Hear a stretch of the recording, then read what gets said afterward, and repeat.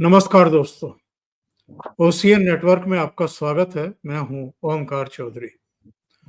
तो ट्रंप साहब तो धमकी देते रह गए और ब्रिटेन के साथ मोदी साहब पहुंच गए। इसके बावजूद के मानसून सत्र चल रहा है और उपराष्ट्रपति जगदीप धनखड़ ने अचानक स्वास्थ्य कारणों का हवाला देते हुए अपना इस्तीफा दे दिया। और यहाँ पटना से लेकर के और दिल्ली संसद भवन परिसर तक जरा हंगामे हो हुल्ले हो रहे हैं। पार्लियामेंट को नहीं चलने दिया जा रहा, लेकिन प्रधानमंत्री गए और ब्रिटेन के साथ उन्होंने एफटीए साइन कर लिया।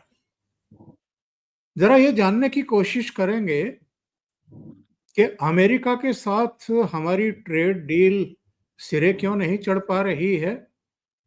और नो डाउट पिछले 3 साढ़े 3 4 साल से ब्रिटेन के साथ लंबी वार्ताएं चल रही थी, एक दूसरे को तोल भी रहे थे और कहाँ कौन झुक सकता है, कौन नहीं झुक सकता है, कौन कौन से ऐसे क्षेत्र हैं जहां पर गिव एंड टेक की स्थितियां बन सकती हैं। और अल्टीमेटली चीजें सिरे चढ़ गई और ये एफटीए हो गया, इसका ऐलान हो गया और दोनों ही पक्ष काफी खुश दिखाई दे रहे थे। मेरे साथ जुड़ रहे हैं विजय सरदाना साहब और उन्हीं से समझने की कोशिश करते हैं कि ये जो ट्रेड डील हुई है, फ्री ट्रेड डील हुई है, एग्रीमेंट हुआ है, इसका मतलब क्या है, भारत के लिए कितना ये फायदेमंद है, अमेरिका से सिरे क्यों नहीं चढ़ पा रही है और इससे क्या ट्रंप के लिए कोई सीख लेने की जरूरत है।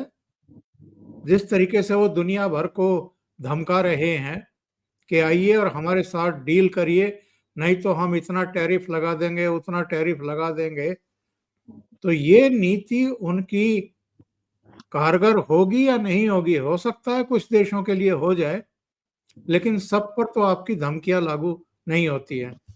विजय जी, बहुत स्वागत है आपका। नमस्कार सर। प्रणाम। तो विजय जी, सबसे पहले तो एफटीए के बारे में थोड़ा सा जानकारी दीजिए। लोग जरूर जानना चाहते होंगे कि ब्रिटेन से आने वाली कौन सी चीजें अब सस्ती होंगी और भारत के लिए भी ब्रिटेन का जो मार्केट है वो किस तरीके से थोड़ा सुलभ हो जाएगा। ओंकार जी, सबसे पहले आपको और सभी दर्शकों को मेरा प्रणाम। जी, बहुत स्वागत। सर, ये जो आज हम एफटीए की बात कर रहे हैं, जो कॉम्प्रिहेंसिव इकोनॉमिक डील हम लोगों ने करी है यूके के साथ, ये basically economic and trade agreement है और इसमें बहुत समय से चर्चा चल रही थी। कई सालों से इस बात को लेकर चर्चा थी कि किस तरह से इस एग्रीमेंट को आगे बढ़ाया जाए और कहीं ना कहीं किसी ना किसी कारण से कोई ना कोई बात हो जाती थी और ये मामला अटक जाता था।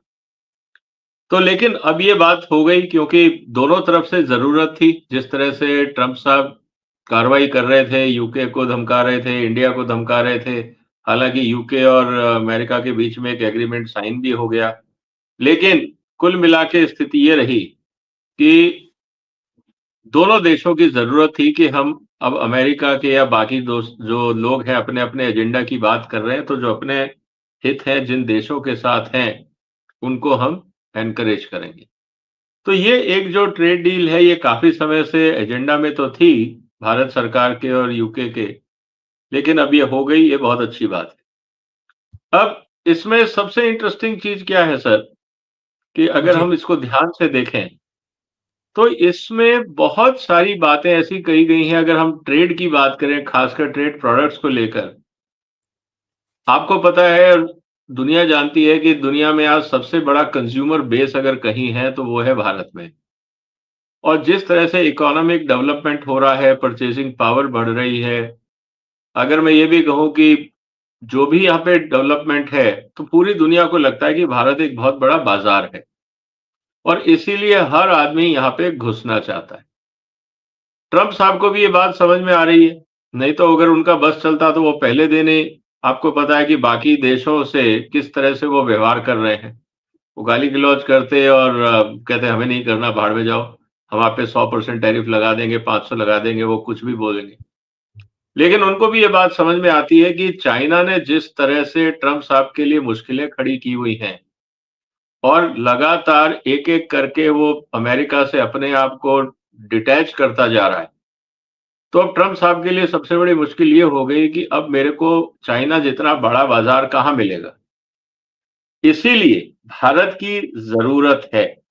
हम कुछ भी बोलें, एंड ऑफ द डे ज़रूरत तो अमेरिका को भारत की ज़्यादा है। और कभी-कभी हम लोग इस चक्कर में रह जाते हैं कि अमेरिका से हमें टेक्नोलॉजी आएगी, हमें सब कुछ मिलेगा। लेकिन जो स्थिति एग्रीकल्चर की पॉलिटिकल स्थिति हिंदुस्तान में है, वही अमेरिका में। आज ट्रंप साहब के लिए जो सबसे बड़ा उनका वोट बैंक है, जिन्होंने उनको सत्ता में पहुंचाया, वो है वहां का किसान। और ये वादा करके आए थे कि मैं आपको दुनिया का बड़ा बाजार खोल के दूंगा ताकि आप आराम से अपना माल बेच सको। उनकी निगाहें थी भारत पे। लेकिन भारत सरकार ने स्टैंड ले लिया कि हम नहीं खोलेंगे, अब आपको जो करना है आप कर लो। ट्रंप साहब को ये उम्मीद नहीं थी कि भारत इतना स्ट्रांग स्टैंड लेगा। अब स्थिति ये हो गई कि भारत ने तो बाजार खोला नहीं, और जब इन्होंने चाइनीज प्रोडक्ट पे टैरिफ लगाए तो चाइना ने धीरे-धीरे करके अमेरिका से माल खरीदना ही बंद कर दिया। वहां की कंपनियों ने, जो पहले वो अमेरिका को ऑर्डर देते थे, अब उन्होंने वही ऑर्डर ब्राजील को देना शुरू कर दिया।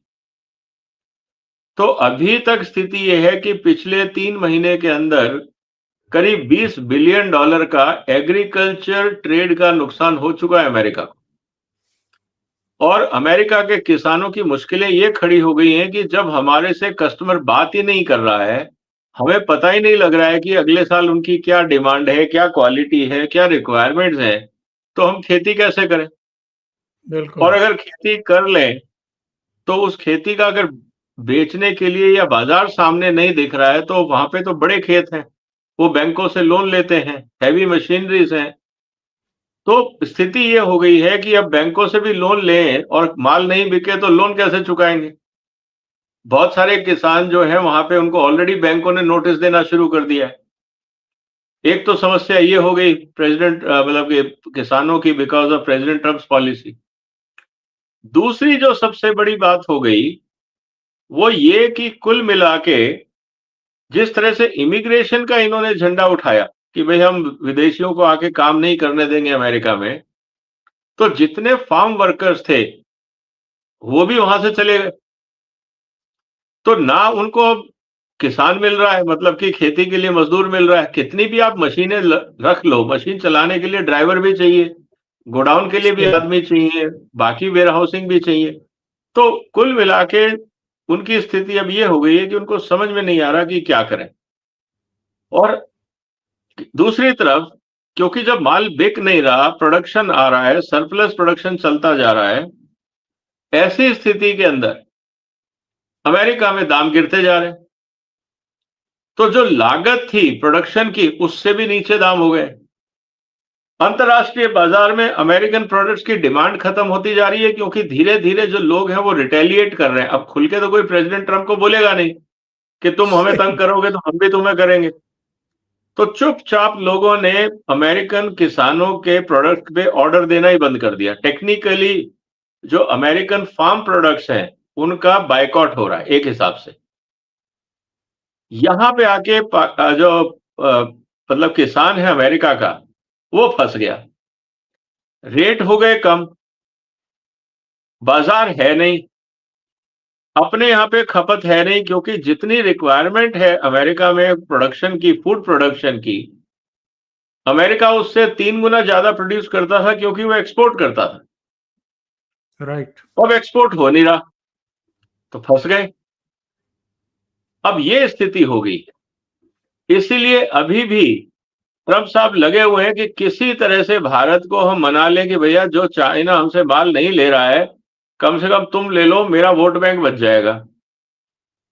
और आप जानते हैं कि अगर एग्रीकल्चर प्रोडक्ट का आयात हुआ, खासकर कमोडिटीज का, और भारत में रेट गिरे, तब क्या होगा? तब स्थिति और यहां भारत में विचित्र होगी। तो मोदी साहब के लिए भी आसान नहीं है कि ट्रंप साहब की बातों को मान लें, और ट्रंप साहब को अमेरिका का रिटेलिएशन समझ में आ रहा है कि मेरी खेती बर्बाद हो रही है। तो ये सब स्थितियां देखते हुए हर आदमी नया बाजार ढूंढ रहा है। एक तो ये एंगल है। दूसरा, जो यूके के साथ एग्रीमेंट साइन हुआ है, इसमें एजेंडा बहुत क्लियर है सर। क्योंकि दोनों देश चाहते हैं कि भाई अमेरिका के ऊपर से निर्भरता कम की जाए, क्योंकि अगले 4 साल तो पता नहीं अमेरिका में क्या होने वाला है, ट्रंप साहब क्या करने वाले हैं, किसी को नहीं पता। तो अब 4 साल में अचानक वो झटका दे दें कि हम ये नहीं करेंगे, हम वो नहीं करेंगे, तो इससे बेहतर है कि हम आपस में ही एक दूसरे को संभाल लें। और यही कारण है कि आज ब्रिक्स जो है वो मजबूत होता जा रहा है, क्योंकि ब्रिक्स के देश चाहते हैं कि हम आपस में कोऑपरेट करें और अमेरिका के ऊपर जो भरोसा है या डिपेंडेंसी है, हम उसको कम करें। इससे भी ट्रंप साहब चिढ़े हुए हैं। तो कई अंतर्राष्ट्रीय लेवल पे सर ऐसी डेवलपमेंट्स हैं जिसके कारण बहुत सारे देश एक दूसरे के साथ व्यापारिक संबंध बढ़ा रहे हैं, और भारत और यूके के बीच में ये एफटीए काफी समय से लंबित था। अब ये साइन हो गया है, तो अब स्थितियां सुधरेंगी सर। विजय जी, 3-4 घटनाक्रम हैं। G20 समिट, G7 समिट में जब कनाडा पहुंचे प्रधानमंत्री, तो बड़ा हंसी मजाक के माहौल में उन्होंने फ्रांस के राष्ट्रपति के हाथ पर हाथ मारते हुए कहा कि आजकल बड़ा ट्विटर ट्विटर खेल रहे हो, बड़े छाए हुए हो। तो एक तरीके से वो डोनाल्ड ट्रंप पर ही प्रधानमंत्री नरेंद्र मोदी की तरफ से पहली बार एक ओपन व्यंग्यात्मक अटैक था। दूसरी बात ये कि उन्होंने प्रधानमंत्री से बात की, 30-35 मिनट बातचीत हुई। ट्रंप ने कहा कि आप वॉशिंगटन होते हुए चले जाओ, मोदी ने मना कर दिया। और अच्छा ही हुआ, क्योंकि आसिम मुनीर वहां बैठे हुए थे, बड़ी भद पिटने वाली थी, और ट्रंप जो है जाने अनजाने में मोदी जी को एक तरीके से फंसाने का काम कर रहे थे।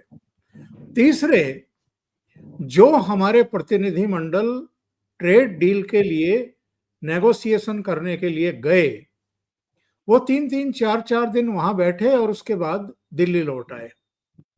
अब ट्रंप साहब चाह रहे हैं कि जल्दी से जल्दी हो जाए। पहले 9 जुलाई का वक्त दिया गया कि 9 जुलाई तक कर लो। भारत ने कहा कि हम कोई डेडलाइन मानेंगे नहीं, कोई तारीख का दबाव हमारे ऊपर नहीं है। अब उन्होंने कहा कि 1 अगस्त से पहले कर लो, नहीं तो मैं ये कर दूंगा, मैं वो कर दूंगा।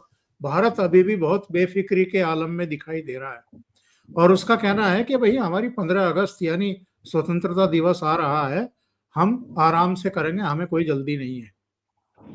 ट्रंप साहब ने अपने आप को फंसा लिया है। सर ट्रंप साहब तो देखिए कई एंगल से फंस गए हैं। भारत बहुत बड़ा मुद्दा नहीं है, let's be very clear. Trump के सिर पे जो सबसे बड़ी सिरदर्दी है वो ये कि एक तरफ उनके खर्चे बढ़ते जा रहे हैं, Israel, Gaza, Iran, Ukraine, Russia, उनको एक तरफ तो पूरी तरह से हथियारों पे खर्चा करना पड़ रहा है। क्योंकि अगर आज ट्रंप साहब ये हथियारों पे पैसा नहीं लगाएंगे, तो ये बात तो मैं आज आपको बता रहा हूं बहुत क्लियरली कि यूक्रेन वॉर तो यूरोप हारेगा। और ये मैं पहले दिन से बोल रहा हूं, जिस दिन ये लड़ाई शुरू हुई थी। मैं एक नॉर्वे के एम्बेसी के फंक्शन में था, वहां काफी सारे फॉरेन डिप्लोमेट्स, यूरोपियन डिप्लोमेट्स थे। तब मैंने उनसे एक ही बात कही थी। तो जब हम लोग बैठ के वहां खाना खा रहे थे, आपस में बातचीत कर रहे थे, तो उन्होंने कहा कि भाई India is not supporting Ukraine, why you are siding with Russia. तो उस समय मैंने उनको जोकिंगली ये कहा था, मैंने कहा आज तक यूक्रेन ने हमेशा पाकिस्तान का साथ दिया, यूएन में हमेशा इंडिया के खिलाफ वोट किया है। Why you are asking us help now when you were against India in every forum? How you can expect India to stand with you all the time? तो उन्होंने कहा कि भाई इज दिस ए पे बैक टाइम। तो मैंने कहा what is diplomacy, why Ukraine was opposing India. भाई आप क्या कर रहे थे उस समय, आपको क्या लग रहा था उस समय? आप अपना हित देख रहे थे। आज अगर हम अपना हित देखेंगे तो उसमें ऐतराज क्या? खैर वो मुद्दा अलग रहा, लेकिन तब भी मैंने उनको यही कहा था कि देखिए आप आप लोगों ने ना यूक्रेन को मरवा दिया, रशिया को तो आप हरा नहीं सकते। और रशिया अगर मैदान में उतरा है और उसका नुकसान हुआ है तो वो बगैर कुछ ना कुछ कब्जा किए या अपने फेवर में डिसीजन लिए बगैर अपनी जनता को तो पुतिन साहब जाके कह नहीं सकते कि मैं 3 साल लड़ा और मैं खाली हाथ आ गया। ये तो पॉसिबल ही नहीं है। तो कुछ बिल्कुल। ना कुछ तो वो अपने साथ लेके जाएंगे जैसा भी है। ऐसी स्थिति के अंदर अगर हम देखें तो जो परिस्थितियां इस समय प्रेसिडेंट ट्रंप के लिए अंतर्राष्ट्रीय लेवल पे है वो बहुत विकट है। मैं ये बात कर रहा हूं राजनीतिक दृष्टि से। लेकिन अगर आप आर्थिक दृष्टि से देखें तो प्रेसिडेंट ट्रंप ने जो डिसीजन लिए हैं वो किसी कहीं से भी मुझे तो लॉजिकल नहीं लग रहे। क्योंकि आप चाहते हो कि भाई ट्रेड हो, बिल्कुल ठीक है। आपने धमकाया कि आप ट्रेड करो नहीं तो मैं 100% टैरिफ लगा दूंगा। कंट्रीज ने कहा लगा लो, आप भी लगा लोगे तो हम भी लगा लेंगे। बिल्कुल। और मीनवाइल हर देश ने अपने अपने रास्ते अमेरिका से बदलने शुरू कर दिए। और जब हमको लगा कि भाई मैंने 90 दिन का टाइम दिया है कि मैं 7 जुलाई को इसको 9 जुलाई को आके मैं इस पे नए ढंग से इस पे काम करूंगा और तब तक मैं 90 एग्रीमेंट साइन कर लूंगा, तब तक इनके सिर्फ 3 एग्रीमेंट साइन हुए थे। ऐसी स्थिति के अंदर इनके लिए मुश्किल ये हो गई कि जो इन्होंने सोचा था वो हुआ नहीं। ऊपर से चाइना ने जो अपना गेम खेलना था रेयर अर्थ मैग्नेट्स को लेकर और बाकी चीजों को लेकर प्रतिबंध लगा दिया। अमेरिका के होश उड़ गए कि जो काम हमने करना था उससे ज्यादा तो नुकसान हो गया। दूसरी तरफ बगैर कुछ कहे चाइना ने ऑर्डर प्लेस करने शुरू कर दिए ब्राजील में, जैसा मैंने पहले भी बताया। तो सबको ये पता है कि एग्रीकल्चर में अमेरिका में सिर्फ 2% आबादी है जो एग्रीकल्चर में इन्वॉल्व है। जैसे भारत में हम 60-70% बोलते हैं, अमेरिका में सिर्फ 2% आबादी है। और जीडीपी में जो कंट्रीब्यूशन है एग्रीकल्चर का वो लेस देन 1% है। तो कहने को एग्रीकल्चर बहुत बड़ा मुद्दा नहीं है, लेकिन स्ट्रेटेजिकली बहुत बड़ा मुद्दा है। तो सवाल इस बात का आ गया कि अब ट्रंप साहब क्या करें। माल उनका बिक नहीं रहा, धमकी उन्होंने दी वो काम नहीं कर रही, खर्चे बढ़ते जा रहे हैं। और आपने जिन लोगों को कहा है कि आप आइए अमेरिका में इन्वेस्ट करिए, अब वो भी वेट एंड वॉच की स्थिति में है। क्योंकि उनको यही समझ में नहीं आ रहा, ट्रंप साहब रोज गेम बदलते हैं, हम वहां फैक्ट्री लगाए, रॉ मटेरियल हमको चाइना से लाना है और रॉ मटेरियल के ऊपर भी अगर टैक्स लग गया तो फिर यहाँ फैक्ट्री लगाने का फायदा क्या है। तो स्थितियां बड़ी विचित्र हैं। लेकिन उनको खुश करने के लिए लोगों ने बोल दिया कि हम 100 बिलियन 200 बिलियन आपके यहाँ इन्वेस्ट कर देंगे। कब करेंगे तब तक उनका टेन्योर खत्म हो जाएगा। तो ये पूरी स्थिति के अंदर आज समस्या ये हो गई है कि कोई उनके काबू में नहीं आ रहा। और भारत को वो अभी भी सॉफ्ट स्टेट मान रहे हैं कि हम दबाव डाल देंगे और भारत सरकार मान जाएगी, हमारा काम हो जाएगा। उनका मेजर एजेंडा है कि किसानों का माल बिक जाए। विजय जी। टेक्नोलॉजी के मामले में उनको ये पता है कि टेक्नोलॉजी तो आईपीआर हमारा है, पेटेंट हमारा है, इंडिया क्या कर लेगा। हमसे लाइसेंस मांगेगा तो रॉयल्टी देगा। हम लाइसेंस दें या ना दें अलग चीज है। टेक्नोलॉजी में कोई नया इनोवेशन आ गया तो पुरानी टेक्नोलॉजी का कोई मतलब नहीं रहता है। तो ये स्थिति है। तो कुल मिला के जो एग्रीकल्चर है वो पेच फंसा हुआ है। मैं ये पूछ रहा था कि टेस्ला के ओनर को उन्होंने कहा कि आप भारत में कंपनी यूनिट मत डालो। उन्होंने आज ही टेक कंपनियों से कल टेक कंपनियों से कहा कि भारत से लोगों को भर्ती मत करो, अमेरिका से लोगों की भर्ती करो।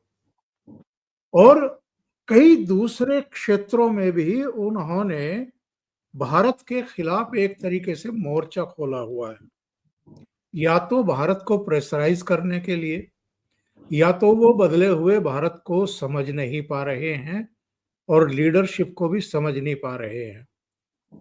उन्होंने ऑपरेशन सिंदूर को रोके जाने को लेकर के भी 24-25 बार दावेदारी कर दी और कई दूसरी ऐसी मैं कहूंगा कि धमकियां देने की कोशिश की, ब्लैकमेल करने की कोशिश की।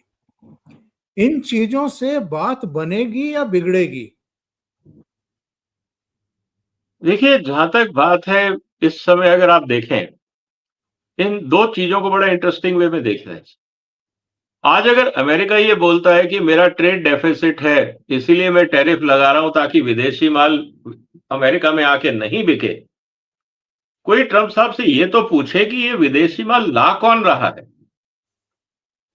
आप वॉलमार्ट पे ताला लगा दो, विदेशी माल आना बंद हो जाएगा। वॉलमार्ट की सारी फैक्ट्रियां चाइना में है। जितनी अमेरिका की सुपरमार्केट हैं, ये तो सब चाइना से खरीद रही है ना। आप भारत को, चाइना को गाली दे रहे हो, आप अपनी कंपनियों को बंद कर दो ना। आप वॉलमार्ट और टारगेट को बोलो कि आप कोई माल चाइना से नहीं खरीदोगे, सब कुछ ठीक हो जाएगा। आप देशों को दोषी बना रहे हो, लेकिन जो आपकी अपनी कंपनियां चाइना में काम कर रही हैं, आप उनको तो रोक नहीं पा रहे, क्योंकि आपको पता है कि अगर आपने रोक दिया तो ये सारा जो आपका इकोनॉमी है, ये बेटा बैठ जाएगा। लोगों को खाने को नहीं मिलेगा, पहनने को नहीं मिलेगा। आपके पास मैन्युफैक्चरिंग है नहीं। पिछले 40 साल में आपकी मैन्युफैक्चरिंग धीरे धीरे शिफ्ट होकर चाइना चली गई। ये तो था प्रोडक्ट साइड की बात। अब रही बात सर्विसेज की, भारत पे हम टैरिफ लगाएंगे, आप भारत के लोगों से इस्तेमाल मत करो। भाई, भारत ने कोई बैठे बैठाए जो लोग आपकी अमेरिकन कंपनीज हायर कर रही हैं, वो क्यों हायर कर रही हैं? कहीं नहीं लिखा है कि आपको भारतीय एम्प्लॉय हायर करना चाहिए। अगर वो कंपनियां भारत के जो टेक्नोक्रेट्स हैं उनको अपने यहाँ पे नौकरी दे रही हैं, ये उनकी मजबूरी है। क्योंकि अगर दुनिया में कहीं उनको और मैन पावर मिलता तो वो वही चले जाते। किसी ने रोका तो था नहीं। प्रयास तो वो कर ही रहे हैं, फिलीपींस में खोल रहे हैं, थाईलैंड में खोल रहे हैं, श्रीलंका में कर रहे हैं, इवन पाकिस्तान में कॉल सेंटर खोल रहे होंगे, कुछ भी कर रहे हैं, आयरलैंड में है, बाकी जगह पे है। अब सवाल इस बात का है कि किसी ने उनको रोका नहीं था, लेकिन अमेरिकन कंपनीज को भी पता है कि जो स्किल सेट, जो काबिलियत भारत के इंजीनियर्स में है, वो दुनिया में बाकी जगह उतनी नहीं है। तो जहां उनको जिस तरह का टेक्निकल मैन पावर चाहिए, उस तरह का वो काम करते हैं। लेकिन ट्रंप साहब का ये कहना कि अब आप भारत के नागरिकों को अपने यहाँ पे काम मत दो या उनको जॉब मत दो, तो आप कहां से लाओगे? आप रातों रात लोगों को आईटी सिस्टम सिखा सकते हो क्या? सबसे पहले तो उनको अंग्रेजी सिखानी होगी। अब पाकिस्तान में कितने लोग अंग्रेजी बोलते हैं जो आपके लिए प्रोग्रामिंग करेंगे? या बिल्कुल। श्रीलंका में या बांग्लादेश में या बाकी देशों में आपके पास मैन पावर होनी चाहिए ना, जो आपकी बात को समझे। और फिर प्रोग्रामिंग कोई ताश के पत्ते तो है नहीं कि एक झुंड लगा के बैठ गए और खेलना शुरू कर दिया।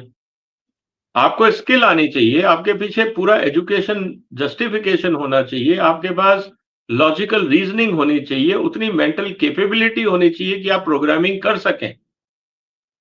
सर, आप तो जर्नलिज्म से हैं। आज अगर मैं किसी बच्चे को एबीसीडी सिखा दूं तो वो कोई स्टोरी बुक लिखना तो नहीं शुरू कर देगा ना सर। वो कवि तो नहीं बन जाएगा, कविताएं तो नहीं लिख सकता। हालांकि उसको इंग्लिश हिंदी सब आती है, लेकिन वो ना राइटर बन सकता है ना पोएट बन सकता है, क्योंकि उसमें वो स्किल सेट नहीं है, उसका बेंट ऑफ माइंड नहीं है। तो आईटी में भी यही है। अगर आपको प्रोग्रामिंग करना है, आईटी स्किल के लिए आपको जो नॉलेज चाहिए वो आपके पास है ही नहीं। तो ट्रंप साहब ने जो बोला है कि भाई आप भारत के एग्जीक्यूटिव्स को मत हायर करो, अल्टरनेट ये है कि अपनी ही कंपनियों को फिर यूनिवर्सिटीज खोलनी होगी, लोगों को सिखाना होगा, 5 साल लगेंगे, पहला बैच आएगा। तब तक आप काम बंद कर दो, हमें क्या एतराज। और चाइना ने तो कर ही लिया ना। मैं तो कभी कभी इस बात को लेकर ताज्जुब करता हूं कि हम चाइना से क्यों नहीं सीखना चाहते। चाइना ने सर फोकस कर लिया है बहुत क्लियरली, इस पे मैंने एक वीडियो बनाया है, कि डिजिटल डीकपलिंग। चाइना ने बिल्कुल अपनी रणनीति के हिसाब से, राष्ट्रीय रणनीति के हिसाब से कह दिया है कि मैं 2027 के बाद मुझे ना अमेरिकन सॉफ्टवेयर चाहिए ना हार्डवेयर चाहिए। उन्होंने अपनी रिसर्च करके अपने कंप्यूटर, अपने हार्डवेयर, अपना माइक्रोचिप, अपना सब कुछ बना लिया। हम लोग क्यों नहीं कर पाए? ये अपने आप में ताज्जुब है, क्योंकि काफी समय से हमें ये पता है कि दुनिया में इस तरह की धमकी चलेगी, लोग एक दूसरे को तंग करेंगे। तो भारत ने अपने लिए क्यों नहीं रणनीति बनाई कि हमें अमेरिका पे निर्भरता कम करनी है? ये जो चीज है, ये सबसे इंपॉर्टेंट चीज है और इस पे भारत को भी काम करना होगा, नहीं तो मुश्किल हो जाएगी।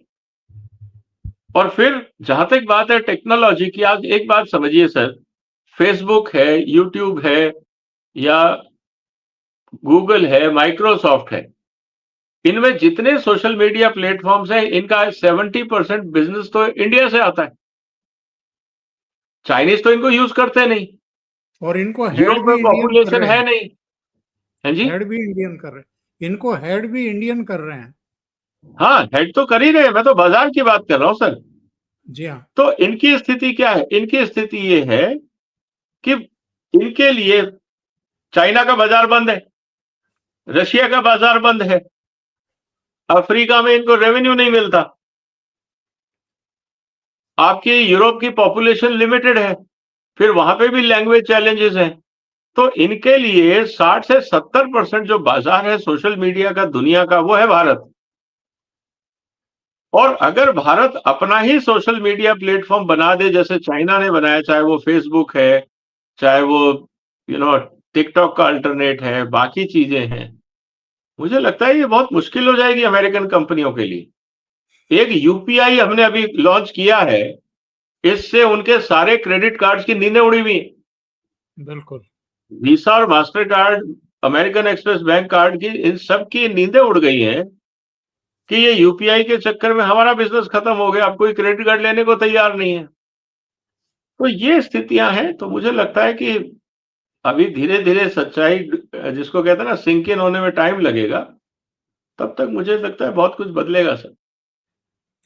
और संक्षेप में अगर दर्शकों को समझाना हो कि ब्रिटेन के साथ जो ट्रेड डील हुई है हमारी, एफटीए हुआ है, उससे अब क्या सुगमता होगी भारत भारत के लिए भी और ब्रिटेन के लिए भी, दोनों के लिए विन विन सिचुएशन बताई जा रही है। थोड़ा सा इसके बारे में बता दें। देखिए सर, बेसिक तरीके से मैं एक चीज बता दूं कि जितना भी हम भारत से एक्सपोर्ट करेंगे, ज्यादातर चीजें वो अब ड्यूटी फ्री यूके में जा सकेंगी, उन पे कोई कस्टम ड्यूटी नहीं लगेगी, टैरिफ के बगैर वो जा सकेंगी। इसका मतलब ये है, अगर मैं अभी आपको बताऊं तो बहुत सारे ऐसे प्रोडक्ट हैं जिसमें 8 से 10% तक ड्यूटी लगती थी। जैसे टेक्सटाइल के प्रोडक्ट्स थे, टेक्सटाइल से हमारे यहाँ से काफी टेक्सटाइल जाता है, उस पे करीब 8 से 16% ड्यूटी लगती थी, अब वो जीरो हो जाएगी। तो ये फायदा होगा। मैं कह रहा हूं कुछ पैसा वहां की जनता का बचेगा, कुछ हमारे यहाँ जो महंगा बिकता था, थोड़ा सा रेट यहाँ के लोग भी 2-5% बढ़ा सकते हैं, क्योंकि वो पहले वो 16% बढ़ के जाता था। तो 5-6% भारत का व्यापारी बढ़ा देगा, 10% वहां का कस्टमर कम कर देगा, तो 16% बढ़ जाएगा। तो ये इससे क्या है कि इंडिया के एक्सपोर्टर्स को भी फायदा है और वहां के कंज्यूमर्स को भी फायदा है। इसी तरह से जेम्स एंड ज्वेलरी की मैं बात करूं या बाकी प्रोडक्ट्स की बात करूं, एग्री प्रोडक्ट्स में वहां पे 20 से 70% की कस्टम ड्यूटी थी यूके में, उसको भी घटा के जीरो कर दिया गया। तो जो फूड प्रोसेसिंग इंडस्ट्री है इंडिया में, अगर वो ढंग से काम करें, क्वालिटी पे ध्यान दें, क्योंकि टैरिफ बदले हैं, क्वालिटी नहीं बदली है, क्वालिटी नॉर्म्स वही है स्ट्रिक्ट अभी भी। तो अगर हमारी कंपनियों को इस एफटीए का फायदा उठाना है तो सबसे पहले क्वालिटी पे ध्यान देना होगा। ब्रिटेन के कानूनों के हिसाब से हमें अपने प्रोडक्ट को बना के एक्सपोर्ट करना होगा। तो ये काफी हद तक है। इलेक्ट्रिकल प्रोडक्ट्स में 14% तक ड्यूटी लगती थी, इंजीनियरिंग प्रोडक्ट्स में 18 था। तो ये सब था। दूसरा जो इंपॉर्टेंट चीज है सर, कि हम अगर ध्यान से देखें तो जितना यूके इंपोर्ट करता है दुनिया से, हम सिर्फ 1.8% ही है उसका हिस्सा। तो यूके और इंडिया के बीच में कोई बहुत बड़ा ट्रेड है नहीं, करीब 807 बिलियन डॉलर का वो इंपोर्ट करते हैं, उसमें हमारा जो शेयर है वो मात्र 14.5 बिलियन। तो हमारा कोई बहुत बड़ा हिस्सा है नहीं। और ज्यादातर जो प्रोडक्ट है जो हम ज्यादा क्वांटिटी में करते हैं, जैसे फ्यूल ऑयल है, मशीनें हैं, कैपिटल गुड्स हैं, पूरी दुनिया से यूके खरीदता है, ब्रिटेन खरीदता है, हमारा हिस्सा उसमें मात्र आप ये कह सकते हैं 2 से 3% है। जी जी। तो अगर हमारे यहाँ पे हम लोग क्वालिटी इंप्रूव करें और टैरिफ अब 0 हो ही गया है, तो हम अपने एक्सपोर्ट को यूके को बढ़ा सकते हैं। लेकिन उसके लिए हमें इंटरनली काफी काम करना होगा। इसी तरह से जो सबसे ज्यादा बिकने वाले प्रोडक्ट हैं, जिसके अंदर मैं कहूं कि मार्केट शेयर इंडिया के प्रोडक्ट्स प्रेफर किए जाते हैं वहां पे, तो वहां पे स्थिति है कि वॉल्यूम बहुत कम है। जैसे आप सिल्क की बात कर लें, अब सिल्क भारत से बहुत जाता है। हम चावल की बात करें तो बासमती हमारे यहां से काफी जाता है। लेकिन समस्या ये आ गई है उस पूरे प्रोसेस में सर, कि वॉल्यूम बहुत कम है और उनकी खपत भी कम है। जैसे मैं आपको एक उदाहरण दे देता हूं, जो यूके है वो करीब, आप ये समझ लीजिए कि $28 मिलियन का सिल्क इंपोर्ट करता है। उस 28 में से $4 मिलियन भारत देता है। तो करीब 16%, 16.5% की हिस्सेदारी हमारी है, जो काफी बड़ी संख्या है। लेकिन सिर्फ $4 मिलियन ही है, मतलब 40-50 करोड़ रुपए का माल बेचते हैं हम। तो जहां पे हमारा हिस्सेदारी ज्यादा है, वहां पे वॉल्यूम बहुत कम है। इसका मतलब यह है कि हमें अपने यहाँ पे इंडियन इंडस्ट्री में इनोवेशंस लाने पड़ेंगे, गुणवत्ता पे ध्यान देना पड़ेगा। और जैसा मैंने कहा कि $800 बिलियन का बाजार है, अब हम उसको कितना फायदा उठा सकते हैं, ये तो फिर वक्त बताएगा। बिल्कुल सही बात है। विजय जी, बहुत बहुत धन्यवाद आपका जुड़ने के लिए और एक बहुत महत्वपूर्ण मुद्दे पर अपडेट देने के लिए, और उसके पीछे के भी कारणों और प्रभावों पर रोशनी डालने के लिए। Thank you so much. नमस्कार। नमस्कार सर, वंदे मातरम। वंदे मातरम।